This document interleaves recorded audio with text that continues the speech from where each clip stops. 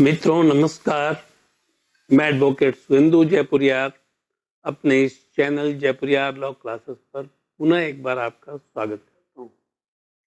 मित्रों, मैं evidence act पर लगातार वीडियो आप लोगों के सामने पेश कर रहा हूँ और मेरी कोशिश यह है कि एविडेंस एक्ट में आप लोगों को कोई कंफ्यूजन न हो।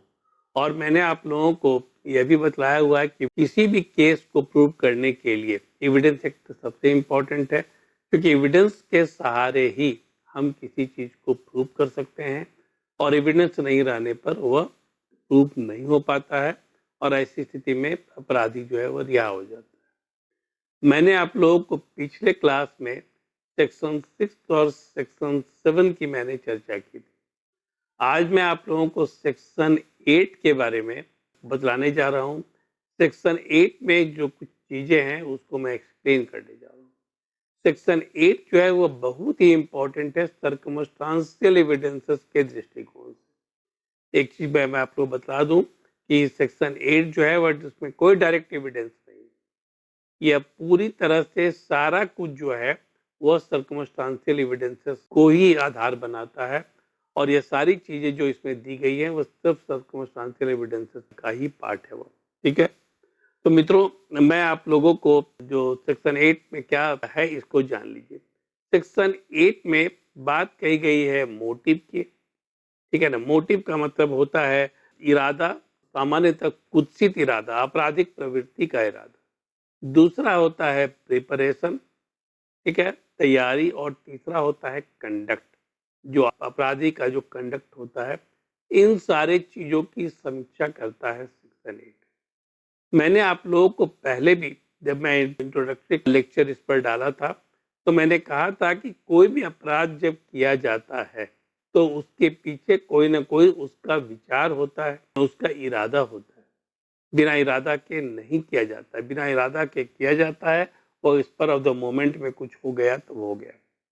दूसरा है जब इरादा यदि किसी चीज का हो, कुत्सित इरादा हो, जैसे मान लीजिए किसी को इरादा मर्डर करने का है किसी व्यक्ति का, तो वह उसकी तैयारी वह करता है और तैयारी वह काफी समय से करता है और जब तैयारी कर लेता है तो वह इरादे को मूर्त रूप देता है, मतलब वह एक्शन में आता है और उसको वह घटना को अंजाम देता है, तब वह घटना घटती है।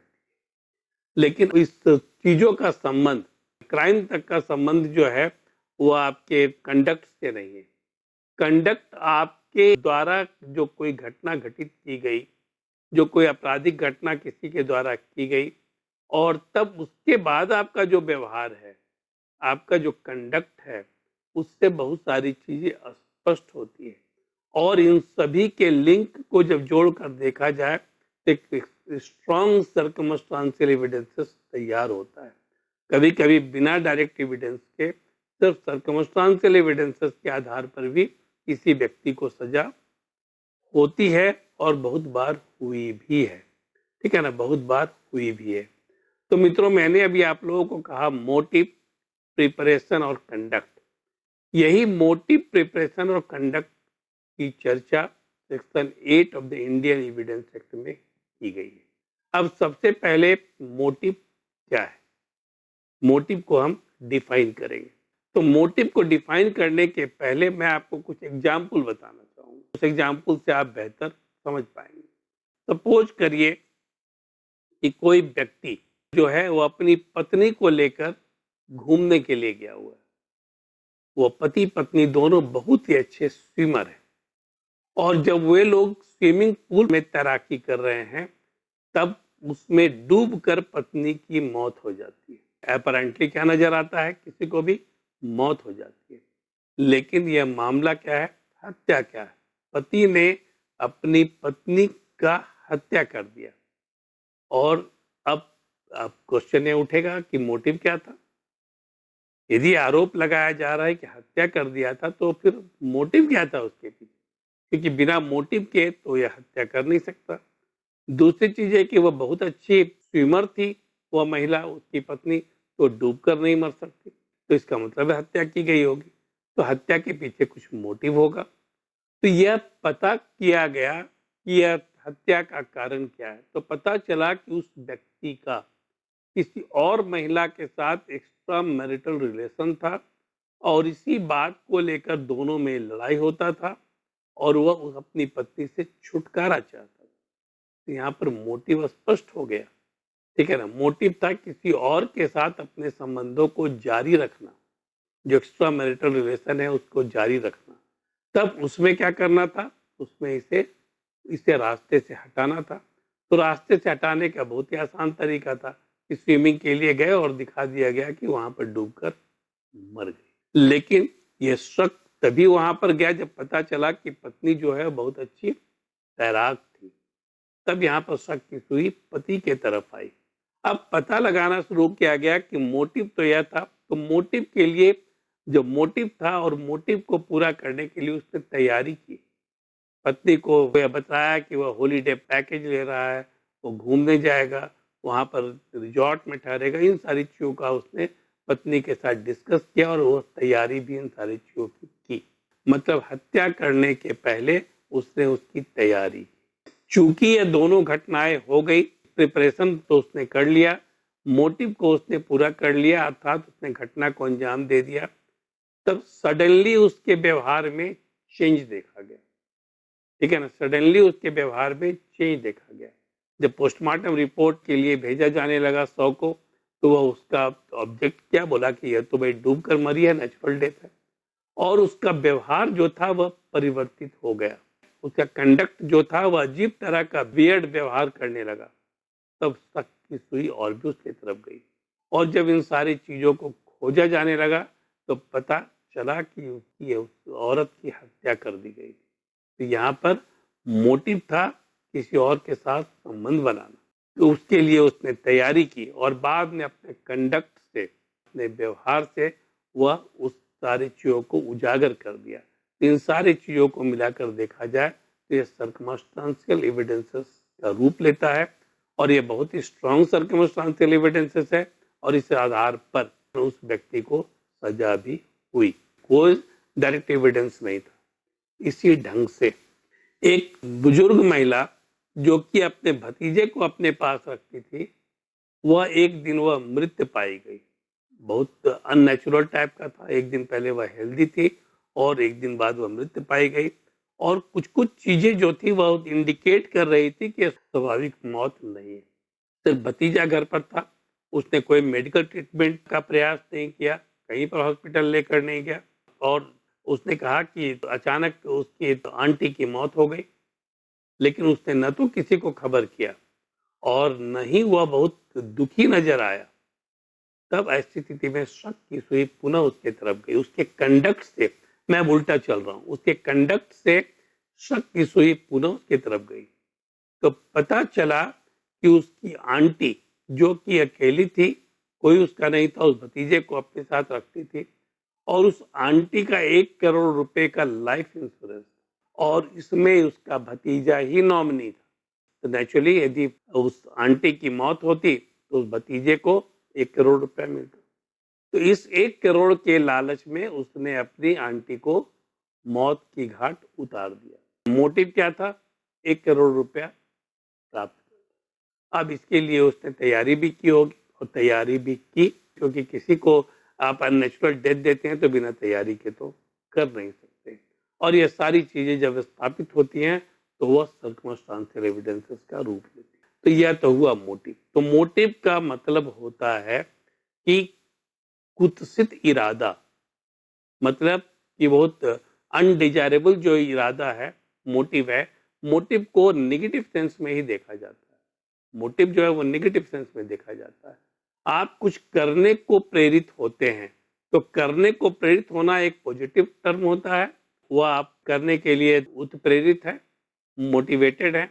लेकिन मोटिव की जब बात करते हैं तब आप उत्प्रेरित हैं गलत काम को करने के लिए। तो यहाँ पर गलत काम को करने का जो इरादा है उसको हम मोटिव कहते हैं। लेकिन मोटिव अपने आप में कोई क्राइम नहीं है। यदि सपोज करिए कि मैंने ये सोच लिया कि अमुक व्यक्ति को मुझे मारना है, मैंने ये सोचा, तो सोचना कोई क्राइम नहीं है। और सोचना मेरे अंदर की प्रक्रिया है, सोच मेरी बाहर तो नहीं आ रही है। जब तक मैं उस घटना को अंजाम नहीं दूं। तो ये सोचना जो अंदर की प्रक्रिया है, ये सोच जो है वह मेंस रिया है।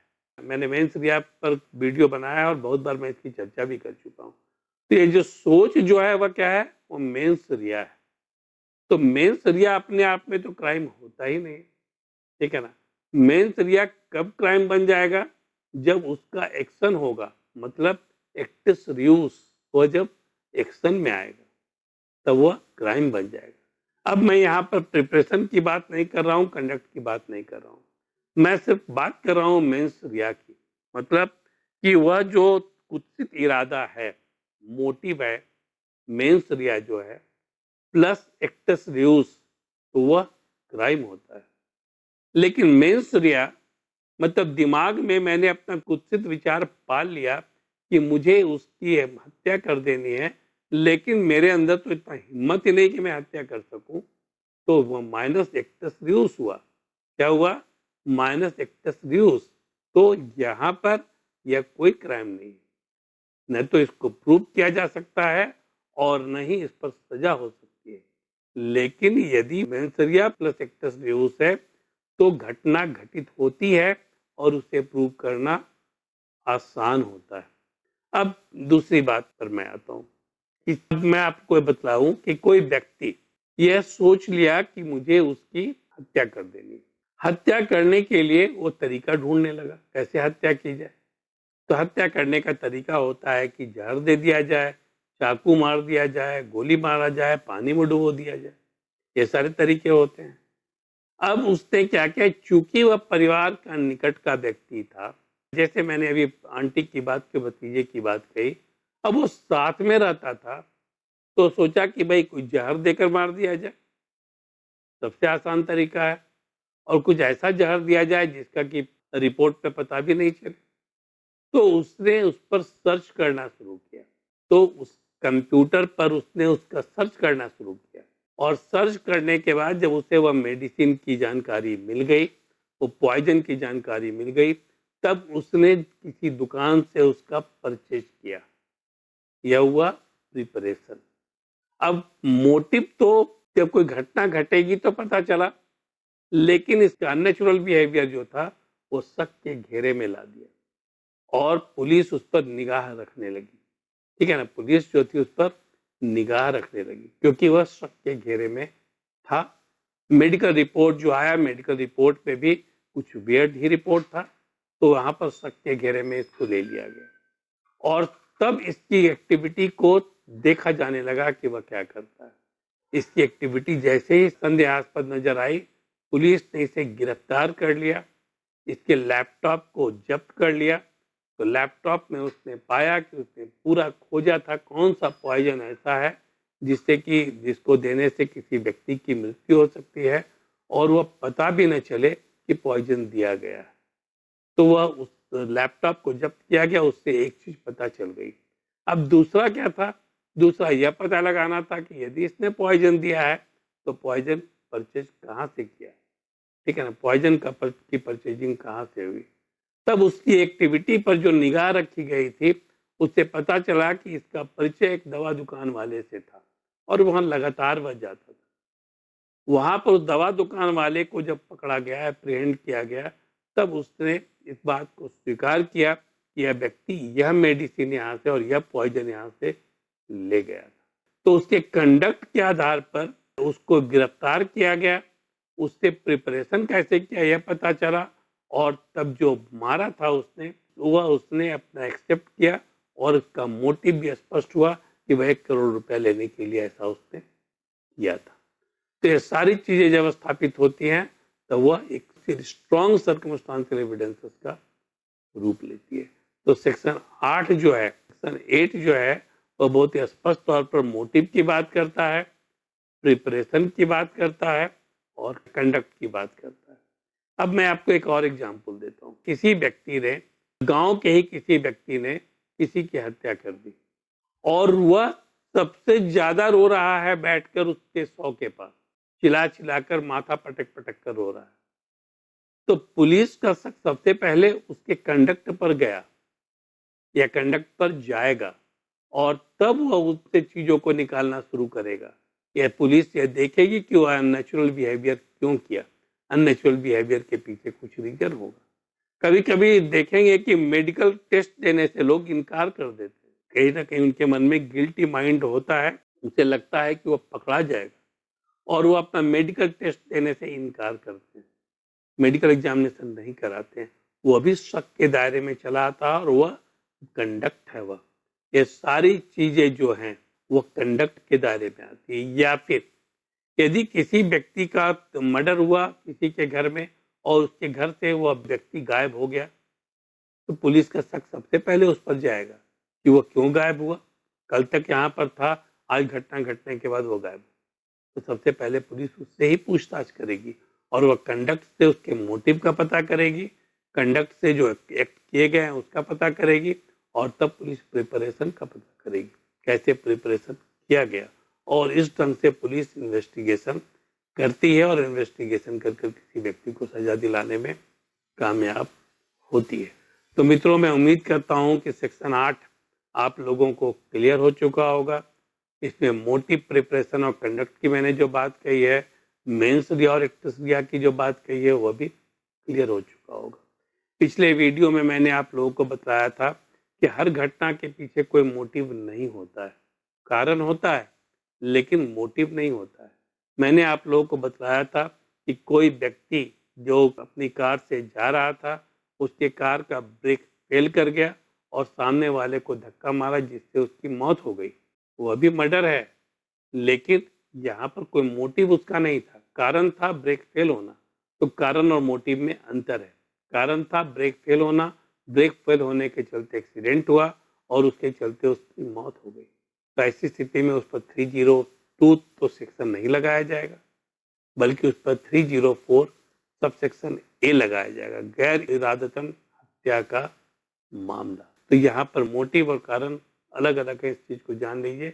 और यहाँ पर क्लियर नहीं आप लोगों को यदि एक्सप्लेन मैं किया हूँ तो पिछला वीडियो में मैंने बहुत डिटेल में एक्सप्लेन किया है, उसको आप जरूर देख लेंगे। दूसरी चीज है, मैं आपको एक और भी बतला दूं कि सारे वीडियो का अपना एक सीक्वेंस है।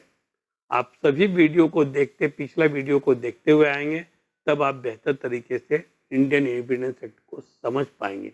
अदरवाइज पीसमिल अंदाज में कहीं से उठाकर आप वीडियो को देख लें तो यह समझ आप नहीं पाएंगे।